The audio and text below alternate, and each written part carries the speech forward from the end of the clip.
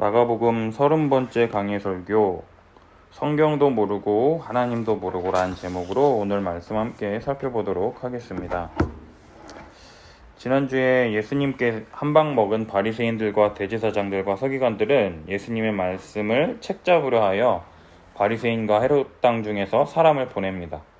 그런데 예수님께 덫을 넣으러 온 자들, 바리새인과 헤롯 땅이 함께 온 것이 참으로 이상하다라는 것이죠. 바리새인들은 헤롯 땅을 보며 저 더러운 세상 가운데 희희낙낙거리는 불신자들 하면서 손가락질하고, 헤롯 땅은 바리새인들을 보며 나 율법 먹게 지켰다 하면서 자신들의 행위를 자랑하는 꼰대들 하면서 손가락질하는, 둘이 전혀 어울릴 수 없는 자들이 예수님을 책잡기 위해서 연합작전을 짜는 것을 볼 수 있었습니다. 그들이 사람을 보내서 하는 말이 무엇이냐? 가이사에게 세금 바치는 것이 옳으니까 옳지 아니하니까 우리가 바치리이까 말리이까 묻습니다. 만약 예수님께서 로마 황제에게 세금을 바쳐서는 안 된다고 말한다면 헤롯 땅의 유대인들에게 예수님이 탈세를 조장한다고 하여 반역죄로 로마 황제에게 고발할 것이고, 세금을 바쳐야 한다고 하면 많은 이스라엘 유대인들에게 미움을 받게 될 것이기 때문에 굉장히 지혜로운 질문을 던졌다 하면서 속으로 엄청 기뻐하지 않았을지 모르겠습니다. 그러자 예수님께서 그들의 외식함을 아시고 이르시되 어찌하여 나를 시험하느냐? 데나리온 하나를 가져다가 내게 보이라 말씀하십니다. 그 데나리온 동전에는 황제의 형상과 글이 쓰여져 있었습니다. 따라서 예수님은 이 형상과 글이 누구의 것이냐고 물으시는 것이죠. 가이사의 것이라고 대답하자 가이사의 것은 가이사에게, 하나님의 것은 하나님께 바치라 말씀하시니 바리새인과 헤롯 땅이 예수께 대하여 매우 놀랍게 여기는 것을 볼 수 있었습니다.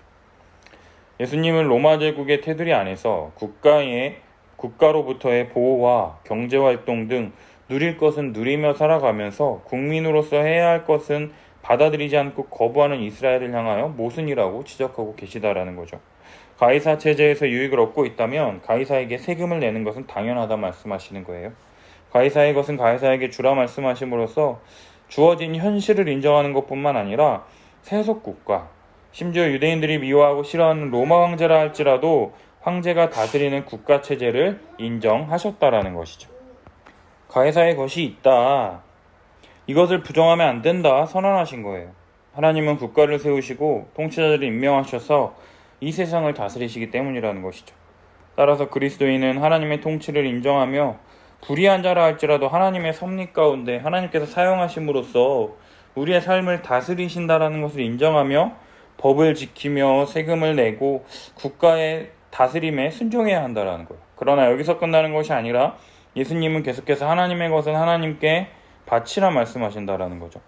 로마의 화폐와 세금제도 로마 제국과 사회 경제체제가 가이사에게 속한 것이라고 정하셨다면 그것을 인정해야 해요. 그러나 반대로 하나님께 속한 것이 있다면 하나님께 바침으로써 하나님의 다스림을 받는 하나님의 백성됨을 고백해야 한다라는 거예요. 그렇다면 하나님의 것은 무엇이겠습니까? 하나님의 백성들에게 하나님의 것이 아닌 것은 아무것도 없다라는 거예요. 모든 만물이 하나님의 말씀으로 말미암아 창조되었으며 하나님의 뜻과 섭리 안에서 선하신 뜻을 이루며 살아간다라는 것이죠. 따라서 예수님은 지금 자신을 책잡으러 온 자들에게 오히려 하나님의 것을 하나님께 정당하게 바치고 있느냐 반문하고 계시다라는 거예요. 정말 문제가 되는 것은 가이사에게 세금을 바치느냐 바치지 않느냐가 아니라 하나님의 것을 하나님께 제대로 바치고 있느냐 반문하고 계시다라는 거예요. 하나님의 것을 자신의 것이냐 훔치고 있으며 하나님의 것인지도 모르고 살아가는 자들에게 하나님께서는 하나님의 것을 하나님께 제대로 바치고 있느냐 책망하시면서 말씀하고 있다라는 것이죠. 하나님이 원하시는 것은 오직 자기 백성을 구원하시기 위하여 이 땅에 보내신 예수 그리스도를 믿고 받아들임을 통해 그의 백성, 하나님 나라의 백성으로 하나님을 예배하며 하나님의 말씀에 순종하며 영광 돌리는 삶을 사는 우리 자신을 원하신다라는 거예요. 역사 가운데 우리를 구원하시기 위하여 아들을 보내신 하나님을 신뢰하며 그 아들 예수 그리스도를 믿어 하나님 나라에 들어가 백성이 되었다라는 이 믿음에 합당한 삶을 살아가는, 이 믿음으로 말미암은 이 사랑의 삶을 우리들에게 계속해서 요구하신다라는 것이죠.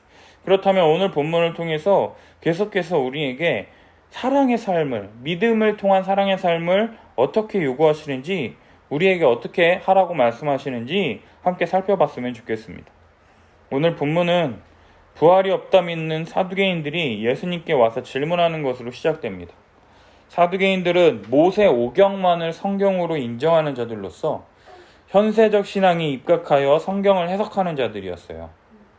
사두개인들은 제사장 계열의 사람들이 많아서 제사장이니까 부와 권력, 기득권을 누리는 자들이었다라는 거예요. 따라서 정치적으로 높은 위치에서 권력과 결탁하여 부와 권력을 누리기도 하고 편안함을 추구함을 통해서 부활을 인정하지 않는 이 현세적인 신앙의 삶을 살아가게 되었다라는 것이죠. 따라서 예수님께서 오셔서 많은 가르침을 통해서 메시아가 이 땅에 도래했다며 예수님의 가르침을 듣기 위해서 많은 사람들이 예수님께로 향하자 예수님을 시작으로 이스라엘 이 회복운동 등 예수님의 세력이 점점 커짐을 통해서 현재 자신들이 로마 황제와 결탁해서 누리는 이 기득권을 빼앗길지 모른다라고 하는 이 불안감 때문에 부활은 없다. 따라서 너희들이 잘못된 것을 믿는 것이다 말하며 너희들에게 주어진 이 현재의 삶에 충실하라 말하는 자들이 바로 이 사두개인들이었다라는 거예요. 그들이 예수님께 던지는 질문이 무엇이냐? 모세가 우리에게 써주기를 어떤 사람의 형이 자식이 없어 아내를 두고 죽으면 그 동생이 그 아내를 취하여 형을 위하여 상속자를 세울지라 하였나이다. 칠형제가 있었는데 마지가 아내를 취하였다가 상속자 없이 죽고 둘째도 취하였다가 상속자 없이 죽고 셋째, 넷째, 다섯째, 여섯째, 마지막 일곱째까지 다 그를 아내로 취하였다. 아이가 없이 다 죽었습니다. 그들이 부활할 때에 살아날 때에 누구의 아내가 되리까 질문을 한다라는 것이죠. 사두개인들이 예수님께 질문함으로써 강조하는 것이 무엇이냐면요.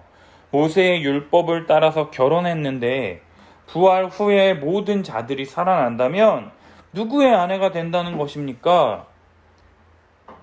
이것은 윤리 도덕적으로 맞지 않은 거 아닙니까? 누구 아내가 되는 거예요? 윤리 도덕적으로 볼 때 막내가 내 아내입니다 라고 하면은 첫째 형이 어허 이렇게 하면은 아내가 둘이 되는 이 윤리 도덕적으로 맞지 않으니까 따라서 사두개인들은 자신들의 논리, 부활이 없다라고 하는 근거를 강조하기 위해서 이 모세의 율법을 예로 들어 예수님께 지금 질문을 던지고 있다라는 거죠. 이거 보세요. 우리 지금 이스라엘 민족이 얼마나 대단한 민족인데 우리 이렇게 쌍놈들처럼 굴지 않는다고. 형님의 아내를 내 아내라고 취하는 말도 안 되는 짓거리 하지 않는다고. 그러면서 이러니 이 부활은 없는 거라고 계속 이야기를 한다는 거죠. 그러자 예수님께서 뭐라 말씀하시느냐? 너희가 성경도 하나님의 능력도 알지 못함으로 오해함이 아니냐 이렇게 말씀하신다라는 거예요. 사람이 죽은 자 가운데 살아날 때에는 장가도 아니가고 시집도 아니가고 하늘에 있는 천사들과 같으니라 말씀하신다라는 거예요. 그러면서 사두개인들이 주장하는 형사 취수제도라 불리기도 하고 게데온수법이라고 불리는 이 수혼법에 대해서 가르쳐 주십니다. 이 법은요. 하나님의 선택받은 이스라엘 백성이 가나안 땅에 들어가 하나님께 땅을 분배받고 살아가는 가운데 주어졌어요. 분배받은 땅 가운데에서 하나님을 예배하며 하나님의 뜻 가운데 영원히 살아가는 하나님의 백성의 표시로서 이 법이 주어졌는데 자식이 없을 때에는 그 땅의 소유권이 사라지기 때문에 따라서 이 과부가 된 아내 또한 아무런 도움을 받지 못하는 이 상황 가운데에서 다른 형제들로 하여금 형의 대를 이어 아버지가 부여받은 그 땅을 계속해서 이어받고 살아가게끔 하기 위한 하나님의 백성으로서 하나님이 주시는 모든 것으로 안식하며 살아갈 수 있도록 하기 위한 이 이스라엘 백성에서 떨어지지 않고 하나님이 주시는 안식을 누릴 수 있도록 하기 위해 하나님께서 제정하신 법이었어요. 따라서 그 땅, 분배받은 그 가나안 땅이 영원히 그 자손들의 것임을 보증해주는 제도가 바로 이 수혼법이었어요. 마치 오래된 시골에 가면 이 마을 터줏대감이라고 하면서 뭐 100년, 200년, 500년 동안 그 마을에 살았다라고 하는 분들이 있잖아요. 그것처럼 하나님의 백성으로서 영원한 복과 안식을 누리기 위한 표지로서 하나님께서 이 법을 주셨다라는 거예요. 남편이 딱 죽었습니다. 그러면 아내는 그 땅을 부여받을 권한이 없잖아요. 근데 아들도 없어. 아들이라도 있으면 그 아들이 그 땅을 부여받으니까 아들이 그 부모를 공경하라라고 하는 율법에 따라서 엄마를 잘 모실 텐데, 남편도 죽고 아들도 없으니까 이 아내는 아무것도 받을 게 없다라는 거죠. 그러니까 하나님이 그 아내도 보호하고 또 이 형의 계보를 잇기 위해서 동생이 함께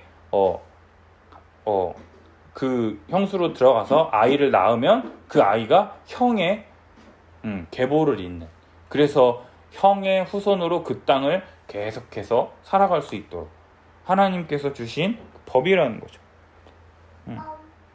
그러나 사두개인들은요, 이 수원법을 이용하여 부활을 주장하는 사람들을 공격했어요. 7 형제가 차례로 한 여자를 아내로 취했다면 부활 후에 그 여자는 누구의 아내인가라는 이 질문을 통해서요, 부활을 믿는 사람들이 그러게? 그러면서 고개를 갸우뚱거리게 했고, 따라서 이러한 논리로 부활이 없다라고 하는 이 자신들의 주장을 더욱 공고히 했다라는 거예요.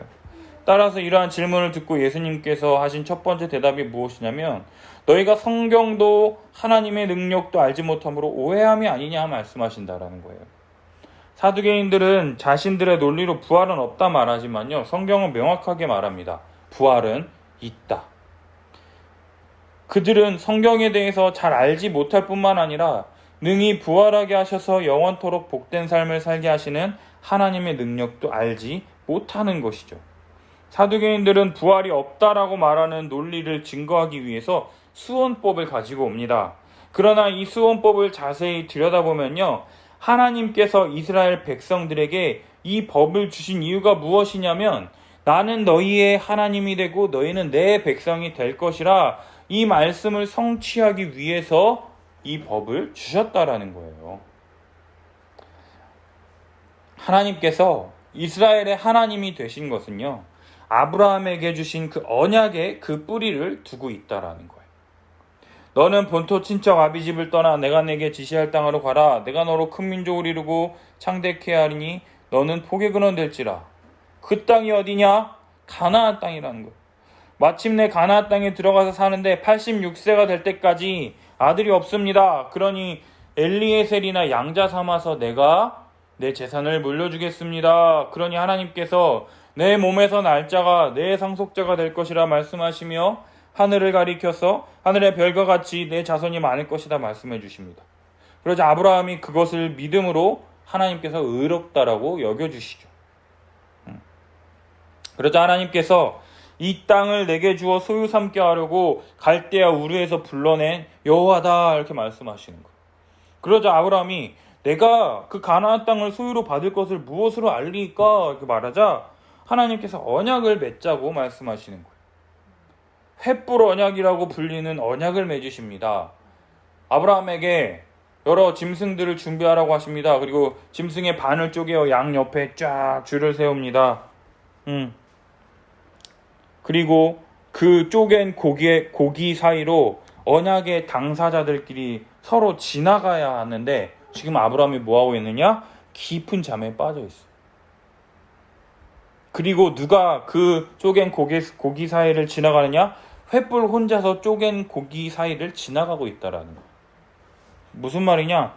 하나님 혼자서 이 쪼갠 고기 사이를 지나가신다라는 거예요. 왜 이 쪼갠 고기 사이를 지나가느냐? 언약의 당사자들끼리 함께 지나가는 거예요. 지나가면서 누구든지 이 언약을 파기하면 이 양 옆에 있는 고기들처럼 나의 목숨으로 이 언약을 깬 그 값을 지불하겠다라는 의미가 바로 이 언약에 있는 거예요. 근데 지금 아브라함 뭐 하고 있어요? 자빠져 자고 있어요. 그리고 누가 지나가고 있어요? 하나님 혼자 지나가고 있다는 거예요. 무슨 말이냐? 하나님께서 이 언약을 이루시겠다, 성취하시겠다.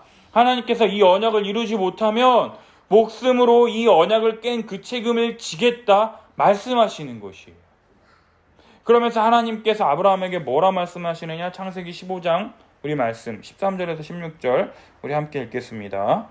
여호와께서 아브라함에게 이르시되 너는 반드시 알라. 내 자손이 이방에서 객이 되어 그들을 섬기겠고 그들은 400년 동안 내 제선을 괴롭히리니 그들이 섬기는 나라를 내가 징벌할지며 그 후에 내 자손이 큰 재물을 이끌고 나으리라.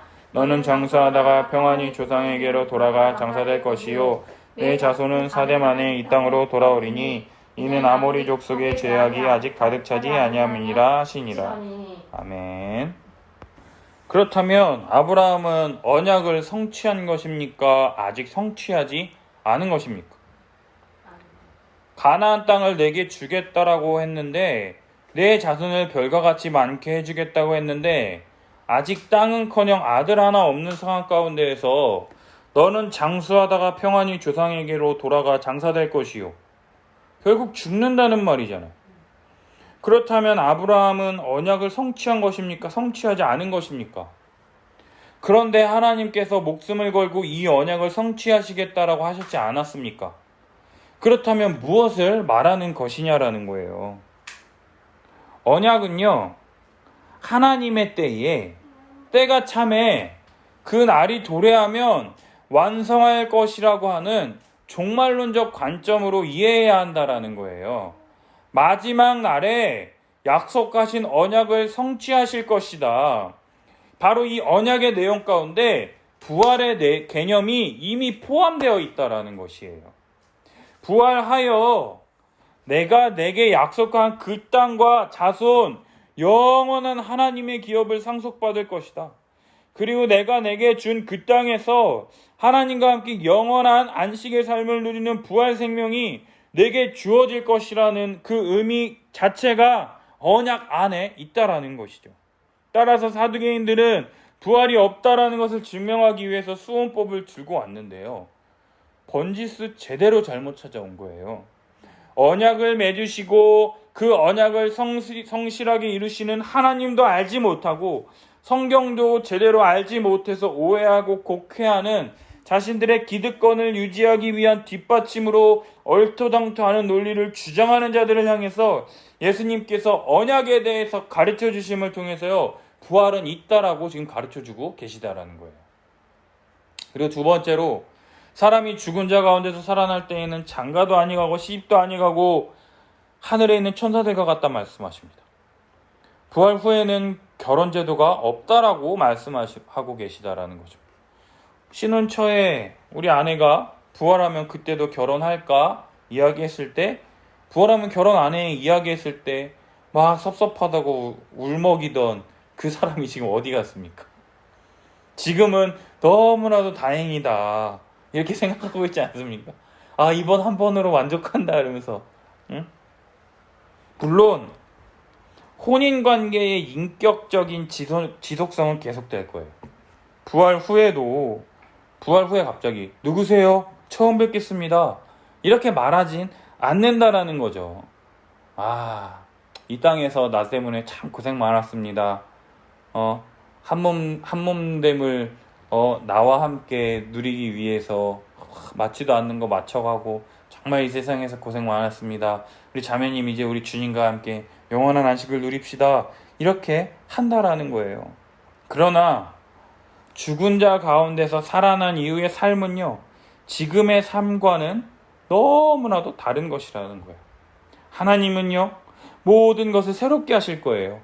모든 악한 세력을 심판하셔서 불과 유황못에 던져 넣으시고 모든 신자들을 신령한 몸으로 부활시키셔서 각 사람의 죄와 연약함이 모두 사라지게 하실 것이에요. 또 온 세상을 새하늘과 새 땅으로 회복시키셔서 모든 아름다움과 풍성함으로 충만한 이 땅이 되게 하실 것이에요. 따라서 그때에는요, 창조 때 주어진 생육하고 번성하라라는 말씀이 충만하게 이루어져서 더 이상 결혼 제도가 필요 없게 될 것이다라는 것이죠. 이 땅에서는 결혼을 통해서 온전한 연합, 한몸됨을 구현해내고 연합의 삶을 배웠다면 부활 후에는요, 모든 사람이 그리스도 안에서 한몸된 친밀함의 교제를 누림으로 부부 안에서 벌어지는 배타적 친밀함이 더 이상 존재할 이유가 없다라는 거예요. 그때에는요, 모든 사람이 지금 부부가 누리는 친밀한 교제보다 더 깊이 사랑하고 신뢰하며 돕는 배필로서 서로를 온전히 섬기며 살아갈 것이기 때문에 결혼할 필요가 없다라는 거예요. 누구든지 다 내 아내처럼 나를 위해서 열심히 살아가는데 결혼을 왜 합니까? 나 또한 다른 사람을 위해서 온전히 살아가기 때문에 한 사람을 위해서가 아니라 여러 사람을 위해 살아갈 수 있다라는 거죠. 그러므로 그때에는 장가도 시집도 아니가고 하늘에 있는 천사들과 같을 것이다라고 가르쳐주고 계시다라는 거예요.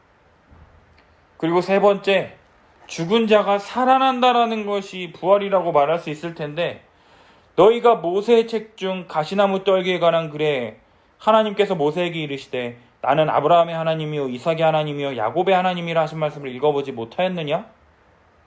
하나님은 죽은 자의 하나님이 아니요 산자의 하나님이라 너희가 크게 오해하였도다 지금 말씀하고 계세요. 사두개인들은요 모세 오경만을 성경으로 인정하는 자들이라고 말씀드렸어요. 그들이 부활이 없다라고 주장하는 근거가 모세 오경이었는데 예수님께서는 오히려 모세 오경을 근거로 하여서 부활을 증명하시는 것을 볼 수 있어요. 출애굽기 3장에 나오는 이야기를 근거로 말씀하시는 것을 볼 수 있습니다. 호렙산 떨기나무 불꽃 가운데 모세에게 자신을 아브라함과 이삭과 야곱의 하나님으로 하나님께서 자신을 계시하셨어요. 하나님은 지금 아브라함과 이삭과 야곱에게 약속하신 언약을 이행하시려고 모세를 통해 애굽 치하에서 노예 생활하고 있는 이스라엘을 구원하시려 하신다는 것이죠. 이를 통하여 하나님은 모세 시대에도 여전히 아브라함과 이삭과 야곱의 하나님으로서 그 약속을 신실하게 이행하시는 언약의 하나님이신 것을 알 수 있습니다. 따라서 사두개인들이 주장하는 것처럼 사람이 다 죽으면 다 소멸하는 것이 아니라 하나님은 죽은 자의 하나님이 아니요 산자의 하나님으로서 아브라함과 이삭과 야곱의 하나님이라고 하나님께서 분명히 아브라함과 이삭과 야곱의 하나님이라고 말씀하셨다라는 것, 죽은 자 가운데 부활이 있다라는 것을 하나님께서 모세 오경을 통해 강력한 증거로 지금 말씀하고 계시다라고 하면서 너희가 크게 오해하였도다 가르치고 계시다라는 것이죠. 참 예수님 피곤하실 것 같아요. 바리새인과 헤롯 땅이 와서 가이사에게 세금 바치는 것이 옳습니까? 옳지 않습니까? 물어보고 이번에는 사두개인들이 와서 부활이 없다는 것에 대해서 맞지도 않는 내용을 가지고 와서 물어보지를 않나. 이제 이 세 번째로 서기관 중 한 사람이 나와서 예수님께 질문을 던집니다. 서기관은요 사두개인들과 다르게 스스로 율법을 연구하고 경건을 위하여 율법을 학문으로서 공부하는 사람으로서 사람들로부터 경건하다고 인정을 받은 사람들이었어요. 그런 서기관 중에 한 사람이 예수님께서 사두개인들에게 말씀하시는 것을 듣고 예수님의 말씀이 옳다고 생각하여 예수님께 묻기를 모든 계명 중에 첫째가 무엇입니까? 이렇게 질문을 던집니다. 유대인들, 특히 서기관들과 같은 이 율법학자나 랍비들은요 율법 중에 가장 큰 계명이 무엇이냐 관심이 있었어요. 따라서 이것이 정말로 궁금한 서기관이 모든 계명 중에 첫째 계명이 무엇입니까? 예수님께 질문하는 거예요.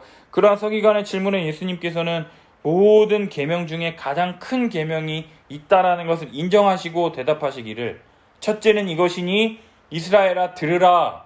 이스라엘아 들으라. 쉐마. 주 곧 우리 하나님은 유일한 주시라. 내 마음을 다하고 목숨을 다하고 뜻을 다하고 힘을 다하여 주 너의 하나님을 사랑하라 하신 것이요 이야기하면서 신명기 6장 4절 5절 쉐마라고 하는 이스라엘이 머리에 매고 손목에 매고 암송하는 그 구절을 첫째 계명으로 제시하십니다. 그리고 마음과 목숨과 뜻과 힘을 다하여 사랑하라는 말씀에는 이 형식적으로 대충 믿는다라고 하는 이 개념이 들어올 수가 없다라는 거예요. 마음과 목숨과 뜻과 힘을 다하여 사랑하라 할 때 그냥 대충 믿는다는 개념이 들어올 수 없다라는 거예요. 특히 마음을 다하고 목숨을 다하고 뜻을 다하고 힘을 다하여 할 때 다하고가 4번이나 반복되면서 절대적인 사랑과 섬김과 예배를 강조하신다라는 거예요. 예수님은 첫째 계명을 말씀하신 후에 둘째 계명도 말씀하십니다. 내 이웃을 내 자신과 같이 사랑하라 하신 것이라. 이보다 더 큰 계명이 없느니라. 레위기 19장 18절에 있는 이웃사랑에 대한 말씀을 하십니다. 하나님을 사랑한다면 이웃을 사랑하라 하는 것이 하나님의 뜻에 순종한다라는 거예요. 하나님을 사랑한다면 이웃도 사랑해야 된다. 이웃을 자기 자신처럼 사랑한다면 하나님을 참으로 사랑하는 자다. 예수님은 이보다 더 큰 계명이 없다고 결론을 지어 주신다라는 거죠. 하나님은 자신의 백성에게 어떠한 나라, 어떠한 공동체를 이루며 살지에 대해서 율법을 통하여 계시하여 주셨습니다. 율법은요, 하나님 나라의 삶을 살도록 주신 하나님의 선물입니다. 율법대로 살면 하나님 나라, 곧 천국의 복을 누릴 수가 있습니다. 그런데 이 율법의 핵심은 바로 앞서 말한 두 계명이에요. 하나님을 사랑하고 이웃을 사랑하면 하나님의 나라를 볼 수 있고 그 안에 거하며 천국의 복을 누릴 수 있습니다. 신약성경으로 오면 율법을 한층 더 압축적으로 요약합니다.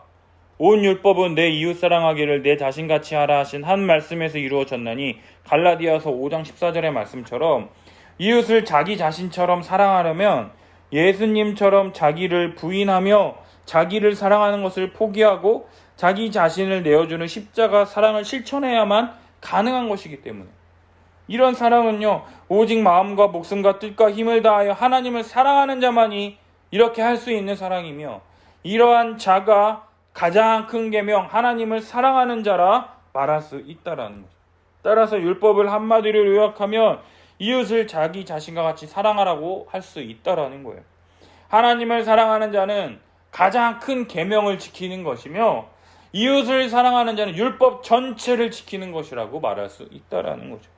그러자 서기관이 대답하기를 선생님이 옳소이다. 하나님은 한 분이시오 그 외에 다른 이가 없다 하신 말씀이 참이니이다. 또 마음을 다하고 지혜를 다하고 힘을 다하여 하나님을 사랑하는 것과 또 이웃을 자기 자신과 같이 사랑하는 것이 전체로 드리는 모든 번제물과 기타 제물보다 나으니라 대답합니다. 서기관은요, 예수님의 가르침을 정확히 이해했어요. 하나님만이 유일한 주님이시오 그 외에 다른 분이 없다면 마음이 나눠짐 없이 모든 마음과 충성을 다해 오직 하나님을 사랑하고 섬겨야 하는 것이 마땅하다 이야기하고 있고요. 이 두 계명을 율법에서 비교적 중요하게 여겨지는 이 제사에 대한 계명, 번제물, 또 여러 다른 이 제물들 그런 것과 비교하면서 이 두 가지 계명이 우선시 되는 계명이다라는 것을 인정하고 있어요. 이 서기관은 앞서 나온 바리새인, 대제사장, 서기관, 헬롯당, 사두개인들과는 다르게 정말로 이 하나님의 나라, 율법에 관심을 가진 자였던 것 같아요. 따라서 율법을 형식적으로 지키면서 자신은 하나님 앞에서 의롭다 생각하는 이 율법주의자들이나 자기의 신앙을 가진 자들과는 먼 것처럼 보인다라는 거예요. 따라서 이러한 서기관에게 예수님은 호의적으로 평가하신다라는 거예요. 예수님께서 그가 지혜 있게 대답함을 보시고 말씀하시기를 내가 하나님 나라에서 멀지 않도다 말씀하세요. 하나님의 율법이 무엇이며 무엇을 위한 것인지 정확히 안다면 하나님의 나라로 들어가는 구원으로부터 멀지 않다라고 말할 수 있다라는 거예요. 율법은 하나님의 뜻과 거룩과 의로움을 분명하고도 정확하게 우리로 하여금 알게 하기 위해서 우리에게 율법을 주셨기 때문이에요. 이 율법을 통해서 우리가 얼마나 죄인인지 그리고 구원에 이르기 위해서는 하나님의 은혜가 얼마나 필요한지 우리로 깨닫게 한다라는 것이죠. 그럼에도 불구하고 이 서기관은 아직 하나님 나라에 들어가지 못하고 하나님 나라에서 멀지 않도다 근처에 있다 말씀하시는 이유는 무엇일까요? 바로 예수 그리스도를 어떠한 분이시며 무슨 일을 위하여 이 땅에 오셨는지 알지 못하고 믿지 못하기 때문이라는 것이에요. 오늘 우리는요, 사두개인들의 부활이 없다라는 이 주장에 대해서 세 가지로 가르치시며 깨닫게 하시는 예수님과 서기관의 이 질문을 통해서 율법의 두 계명을 가르치시며 깨닫게 하시는 예수님을 볼 수가 있었습니다. 사랑하는 여러분, 부활은요, 예수님의 십자가 복음에 있어서 핵심적인 요소라는 거예요. 부활이 없다면 죄사함도 없고 우리의 믿음도 헛것이라고 바울은 고린도전서 15장에서 이야기합니다. 그럼에도 불구하고요, 당시 사두개인들은 부활이 없다고 믿었습니다. 오늘날도 마찬가지가 아닐까 싶습니다. 아니 어쩌면 대부분은 말로 예수님이 부활하셨어요. 부활을 인정한다고 하면서 전혀 부활을 기대하지도 않고 사두개인들처럼 멋지고 오늘만 살자라는 생각으로 까르페 디엠, 플렉스 한 삶 막 이러면서 하루하루를 그냥 즐기면서 살고 있는 것은 아닌지 묻고 싶습니다. 아브라함은요, 하나님은 아브라함에게 약속하신 언약을 성취하시기 위해서 신실하게 역사 가운데 일하셨어요. 이스라엘 나라를 세우시고 왕을 달라 하셔서 왕까지 주시고, 그래도 부패하고 타락해서 선지자들을 보내어 다시금 돌이키라 말씀하셨음에도 불구하고 돌이키지 않고 계속해서 멸망의 길을 따라감을 통해서 이스라엘을 멸망시키셨습니다. 그리고는 다시는 멸망하지 않고 실패하지 않을 자신의 아들을 이 땅 가운데 보내셔서 그분의 십자가로 말미암아 우리의 죄를 사하시고 그 복음을 믿는 자들에게 하나님 나라의 백성이 될 수 있는 은혜를 허락하셨습니다. 이 복음을 믿는 자들은 아브라함과 이삭과 야곱의 하나님께서 마침내 마지막 날에 우리를 부활하게 하셔서 이전보다 더 완전하고 회복된 하나님의 나라에서 하나님과 함께 영원한 생명의 삶을 살아가는 자들이라는 거예요. 그곳에서는요, 이 땅의 모든 악과 슬픔과 연약함과 괴로움이 없는 하나님과 함께하고 즐겁고 모든 사람들과 한 몸 하나 되어서 하나님의 영광을 위하여 기쁘게 즐겁게 살아가는 것만이 우리를 기다리고 있을 것이다라는 것이죠. 이러한 부활 소망을 가진 자들이 바로 누구냐? 예수 그리스도의 십자가 죽으심과 부활을 믿음을 통해 거듭난 참된 신자 교회라는 것이에요. 교회된 자들은요, 형식적으로 예수 십자가 죽으심과 부활을 대충 믿는다거나 몇 가지 율법을 지키는 것으로 나는 됐다, 이 정도만 할래, 난 이 정도만 했으면 좋겠어 라고 말할 수 없다라는 거예요. 요즘 들어서요, 동학 개미운동, 부동산 불패, 이런 것들을 통해서 주식과 부동산 공부에 열중하는 청년들이 많아졌다라고 합니다. 수능만 끝나면 공부는 더 이상 안 할 줄 알았는데 주식과 부동산에 왜 이렇게 열광하며 매달리는 것일까요? 그것이 우리에게 이익을 가져다 준다라고 믿기 때문이에요. 그렇다면은요, 우리의 영혼에 이익이 되는 성경을 공부하는 것은 왜 안 하는 것일까요? 자신들에게 별로 유익이 되지 않다고 생각하거나 다른 사람들의 모습을 보니 별로 그렇게 좋아 보이지 않기 때문에 그런 거겠죠. 복음을 알면 기쁘고 즐겁고 예수 그리스도를 위하여 살아가는 것이 행복해 보인다기보다는 주일에 놀러 못 가고 교회 가야 되고 봉사도 하고 섬기고 자기 이익을 위하여 살기보다는 다른 사람을 위하여 산다라는 것이 힘들어 보이고 고달프고 또 좋아 보이기는 하지만 굳이 내가 그렇게까지 하고 싶지 않다라는 것이죠. 전형적인 불신자의 모습이라는 거예요. 밖에서 공부하는 것도 힘든데 일요일 아침까지 힘들게 내 자녀들 교회 보내고 싶지 않다라는 것이 우리들의 속마음은 아닌지 모르겠어요. 그러나 우리 주님은 뭐라 말씀하시느냐? 우리의 마음과 목숨과 뜻과 힘을 다하여 하나님을 사랑하라 말씀하신다라는 거예요. 우리가 연애할 때는요, 하늘의 별도 달도 다 닫을 것처럼 굴고 교회 안 다니는 사람이 교회까지 나가고 새벽 기도까지 가서 기도하고 다 하지만 결혼하고 나서는 어떻게 됩니까? 교회 안 나가잖아요. 돌변하는 것이 아니라 처음부터 계속해서 지속적인 사랑을 나타내 보여야 한다라는 것이잖아요. 그런데 이것이 우리와 같은 자들이 어떻게 처음부터 지속적으로 마음과 뜻과 힘을 다하여 목숨을 다하여 하나님을 사랑할 수 있게 되었냐라는 거예요. 그게 어떻게 가능하게 되었느냐? 바로 예수 그리스도 안에서 가능하게 되었다라는 거예요. 그리스도 안에서.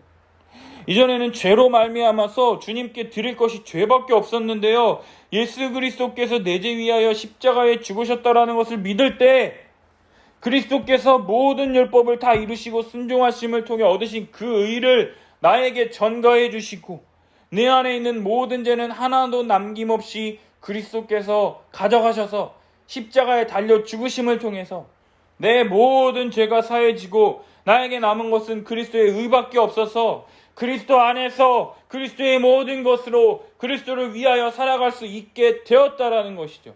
이것이 의의 전과 죄의 전과 믿음으로 말미암아 우리에게 일어남을 통해서 마음과 목숨과 힘과 뜻을 다하여 하나님을 사랑할 수 있게 되었다라는 것이죠. 이것이 예수 안에서 믿음을 통해 우리에게 주어진 신자의 놀라운 신비라는 것이에요. 또한 하나님을 사랑하는 자들은요, 나와 동일한 은혜를 입은 형제 자매들을 자기 자신처럼 사랑할 수 있게 되었다라는 것이죠. 예수 그리스도 안에서 하나, 한 몸, 한 지체로 여기게 되었다라는 것이죠. 따라서 교회 안에 있는 모든 자들을 내 몸처럼 여기며 그들을 온전하게 하기 위해서 내가 가진 모든 것을 사용하여 그들을 섬기며 그들과 함께 자라가며 주의 영광을 위하여 살아갈 수 있게 되는 것이에요. 이를 위하여 하나님의 아들이신 예수 그리스도께서 이 땅에 오셨다라는 것이죠. 하나님의 나라를 이 땅 가운데 이루시려고, 회복하시려고, 완성하시려고 이 땅에 오셨다라는 것입니다. 그러나 아직도 예수 그리스도를 믿지 못하고 예수님을 비방하고 예수님을 책잡으려 하고 자신들의 기득권을 주장하기 위해서 율법을 오해하고 곡해하고 말씀은 잘 알고 깨달았지만 하나님의 나라를 이루기 위하여 이 땅에 오신 예수님을 아직도 믿고 받아들이지 못하는 서기관들과 같은 자들이 우리 주변에 너무나도 많다라는 것이죠. 사랑하는 여러분, 하나님의 말씀은 우리가 받고 싶을 때 받고 받기 싫다고 해서 거부한다고 해서 진리가 되지 않는 것이 아닙니다. 아버지의 말씀은 진리니이다. 예수님께서 말씀하신 것처럼 하나님의 진리로 말미암아 우리가 거룩하게 되는 것이라는 거예요. 따라서 하나님의 말씀이 선포되어지는 그 자리, 그 장소, 그 예배를 거룩하게 드리시기를 바랍니다. 우리 예배가 아버지께 드릴 영적 예배가 되도록 마음과 뜻과 목숨과 힘을 다하여 예배 드리시기를 바랍니다. 우리가 다이어트 한다고 음식 줄이고 안 먹고 할 수 있습니다. 그러나 매일을 365일 그렇게 안 먹으면 어떻게 되겠습니까? 아사라 그러죠. 굶어 죽게 된다라는 거예요. 우리는 영적으로 지금 아사 직전에 가 있지는 않습니까? 우리와 같은 죄인을 위하여 하나님께서 예수 그리스도를 통하여 행하신 그 은혜가 매주 이 예배 시간 목사님의 말씀을 통하여 선포되어질 때마다 아멘 아멘 하며 말씀을 받아 먹으십시오. 그 말씀을 붙잡으십시오. 그 말씀을 붙드십시오. 예수 그리스도의 십자가만을 바라보십시오. 그 생명의 말씀이 우리에게 영의 양식이 되어 우리를 살찌우며 우리가 예수 그리스도의 모든 것을 공급받아 예수 그리스도로 말미암아 예수 그리스도를 위하여 살아갈 수 있도록 하는 유일한 원동력이며 생명의 말씀만이 우리를 변화시키는 유일한 원천이기 때문이라는 거예요. 그래서 우리 믿는 자들이 어떻게 되느냐? 목사를 위해서 기도해야 돼요. 말씀을 전하는 목회자를 위해서 기도해야 하는 거예요. 내 자식, 내 자녀, 우리 가정만을 위해서 기도하는 것이 아니라 우리 영적인 아버지, 영적인 스승인 목사님을 위해서 기도해야 된다라는 거예요. 왜 기도해야 되느냐? 목사님들도요, 너무나도 연약한 존재이기 때문에 그래요. 목사인 저에게, 목사님, 목회는 말씀만으로만 하는 게 아니에요. 이렇게 하는 분들이 많이 있어요. 목사님 말씀 잘 가르치고 좋은데 말씀만으로 목회가 되는 게 아니에요. 또 어떤 사람들은 말씀만이 아니야. 기도를 해야 돼. 기도의 은혜가 필요해. 기도의 시간을 채워야 돼. 막 이렇게 말하는 사람들도 있고. 또 어떤 사람들은 하나님의 은혜만을 너무 강조하는 거예요. 하나님의 은혜만을 강조하니까 그러면 공의의 하나님은 어디 갔어요? 공의와 은혜가 동시에 강조돼야지만 하나님을 올바로 이해할 수가 있게 되는데 하나님의 은혜만을 강조하니까 이런 죄인인 나 같은 자도 하나님이 구원하여 주셨습니다. 감사하죠. 근데 그러니 왜곡된 하나님, 내가 무슨 잘못을 하더라도 용서해 주시는 그 하나님, 왜 그건 안 가르칩니까? 하나님은 반드시 그 죄에 대해서 책망하신다라는 것을 왜 안 가르치냐고요. 왜 왜곡된 하나님만을 기대하게 하는 이런 목사들이 많냐고요. 그래서 목회자를 위해서 기도해야 돼요. 우리 목사님이 하나님의 이 말씀을 듣고 읽고 깨달음을 통해서 정말로 우리 목사님이 먼저 거듭나서 그 은혜를 깨달아서 우리 성도들에게 예수 그리스도를 통해 나타난 이 믿음의 이 역사를, 이 현실을 우리 성도들에게 선포해서 그 성도들의 삶 가운데 하나님의 나라가 펼쳐질 수 있는 예수 그리스도 십자가 복음이 선포되도록 기도해야 한다라는 것이죠. 사랑하는 여러분, 서기관처럼 지혜 있게 대답하나 예수 그리스도가 누구이신지를 믿지 못하는 잘못을 범하지 않기를 바랍니다. 구원에 이르는 지혜는요, 우리 주 예수 그리스도를 믿을 때 성령께서 우리 가운데 역사하심으로 말미암아 믿을 수 있게 되는 거예요. 사랑하는 여러분, 주 예수 그리스도를 믿으십시오. 우리 주 예수 그리스도께서 우리 죄 위하여 십자가에 달려 죽으시고 우리의 모든 죄를 도말하셨습니다. 배하셨습니다. 우리를 죄에서 구원하시고 자유케 하셨습니다. 할렐루야. 할렐루야. 이것으로 끝이 아니라요, 우리 주 예수 그리스도께서는 부활의 첫 열매로서 부활하셨습니다. 따라서 마지막 날에 주님 재림하실 때에 예수 그리스도께서 부활하신 것처럼 믿는 모든 신자들도 몸을 입고 부활하게 될 것입니다. 할렐루야. 그때 이 땅에서 살았던 이 삶의 연속성과 동시에 불연속성의 삶이 우리들 가운데 펼쳐지게 될 거예요. 그때 참된 신자들은 예수 그리스도를 믿음으로 말미암아 하나님 나라의 삶을 이 땅에서 미리 맛보고 경험한 자들로서 다른 사람을 온전케 하고 섬기는 삶이 참되고 복된 것임을 알기에 자기 자신을 기쁘게 하는 삶을 사는 것이 아니라 교회로서 다른 사람을 온전케 하며 섬기기 위해 계속해서 애쓰며 힘쓴다라는 것이죠. 우리의 마음과 뜻과 목숨과 힘을 다하여 하나님을 사랑할 뿐만 아니라 이웃을 자기 자신과 같이 사랑하는 것이 각각 따로 분리된 것이 아니라 예수 그리스도를 믿음으로 말미암아 한 몸 하나 되어 사랑하고 함께 하나님의 영광을 위하여 살아가는 존재가 되었다라는 것을 믿음으로 우리 삶 속에서 진리로 말미암은 사랑을 실천하게 된다라는 것이에요. 사랑하는 여러분, 예수 그리스도로 말미암아 우리에게 하나님 나라의 삶과 은혜가 주어지게 되었습니다. 예수 그리스도의 십자가 복음과 은혜로 말미암아 율법을 지키는 것이 어렵고 부담스러운 것이 아니라 이제는 그 뜻대로 살아가고 믿음대로 살아가는 것이 가능한 존재로 우리를 변화시켜 주셨습니다.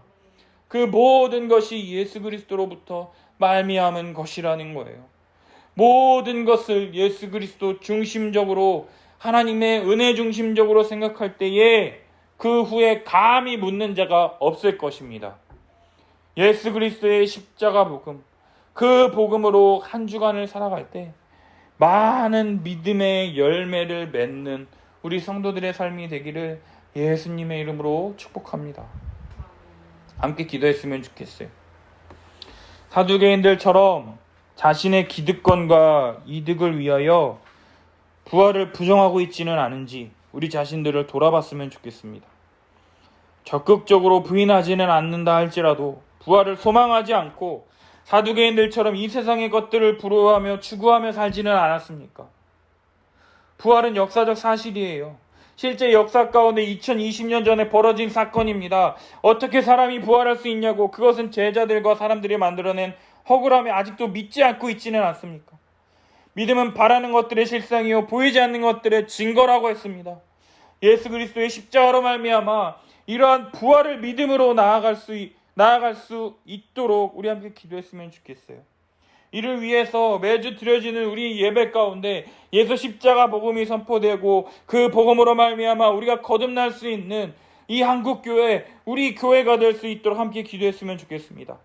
복음이 온전하게 선포되어질 때 이 세상이 전부가 아니라 하나님이 원하시고 바라시는 그러한 하나님 나라의 삶을 우리의 삶의 현장 가운데서 우리가 직접 경험할 수 있게 될 것입니다.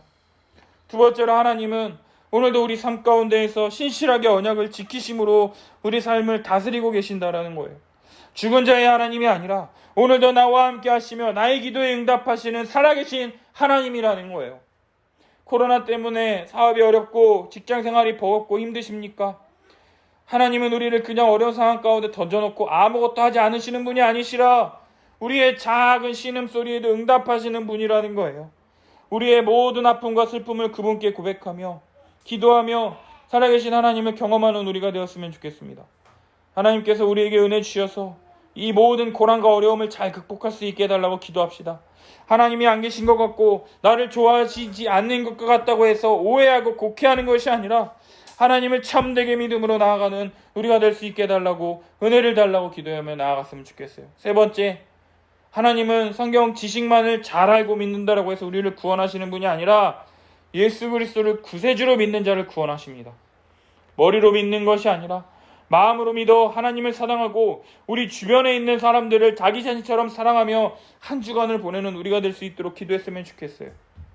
하나님을 사랑하는 가장 큰 계명과 이웃을 내 몸처럼 사랑하는 율법 전체를 지키는 것이 우리 삶 가운데 나타나야 한다라는 것이에요. 우리 주변에 많은 도움과 기도가 필요한 사람들이 많이 있습니다. 그러나 나를 좋아하는 사람을 좋아하는 것은 이방인도 하는 것이라는 거예요.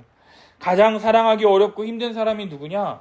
바로 내 옆에 있는 남편, 아내, 아이들, 부모, 형제, 그리고 교회 지체들이라는 거예요. 다른 사람들에게는 나의 본 모습을 가리고 잘 대해줄 수 있어요. 그러나 가족은요, 그게 아니잖아요. 매일매일 매주 교회 안에서 보면서 어이구 또 그러려니 하고 그냥 넘어갑니다. 그러나 예수 그리스도를 참되게 믿는 자들로서 예수 그리스도 안에서 한 몸 하나됨을 하나되게 하셨다라는 것을 믿을 때에는요, 가족 이기주의가 아니라 그리스도 안에서 한 몸 되었다라는 것을 믿으며 정말 서로 섬기며 사랑하며 믿음으로 나아가는 우리 가정, 우리 교회, 우리 성도들이 될 수 있도록 우리의 한 주간의 삶을 위해서 우리 함께 주여 외치고 기도하겠습니다. 주여